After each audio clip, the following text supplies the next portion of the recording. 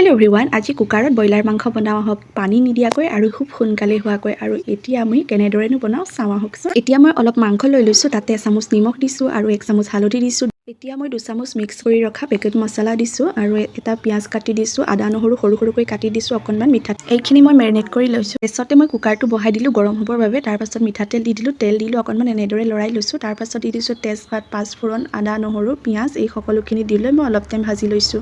এতিয়া মই ইয়াতে দি দিছোঁ কাটি ৰখা বিলাহী আৰু বিলাহীখিনি দি লৈ অকণমান মছলা দি দিছোঁ, যিহেতু বিলাহীখিনিত মছলাখিনি সোমাবৰ বাবে। আৰু ইয়াতে মই কাটি ৰখা এটা আলু দি দিছোঁ, অকণমান নিমখো দি দিছোঁ, যিহেতু মই মাংসখিনিত নিমখ সানি লৈছিলোঁ আৰু সেইবাবে অকণমান দিছোঁ নিমখ। তাৰপিছত মই মেৰিনেট কৰি ৰখা মাংসখিনি দি দিলোঁ। দি দিয়াৰ পাছত মই অলপ টাইম ভাজি লৈছোঁ। মাংসখিনি মেৰিনেট কৰা পাত্ৰটোতে মই অকণমান পানী দি দিছোঁ, বেছি নাই দিয়া, অকণমান দিছোঁ। সেই পানীকণ মই মাংসখিনি দি দিছোঁ আৰু এতিয়া মই ঢাকনখন মাৰি 3 পৰা 4টা চিটি মাৰি দিম। আৰু এতিয়া ফাইনেলি আমাৰ চিকেন ৰেডি হৈ গ'ল, একেবাৰে কম সময়ত পানী নিদিয়াকৈ। আৰু ইয়াত দেখিছেনে, খাবলৈ যে বিৰাটেই সোৱাদ হৈছিল। এবাৰ এনেদৰে বনাই খাই চাব। এইফালে বাবৰি শাক আৰু কণীৰ লগত ভাজি, আনফালে আকৌ লৈ লৈছোঁ কাঠ আলু মচুৰ দালিৰে এখন দালি। ভিডিঅ'টো ইমানতে সমাপ্ত কৰিছোঁ। আকৌ লগ পোৱাৰ আশাৰে আজিলৈ বাই বাই।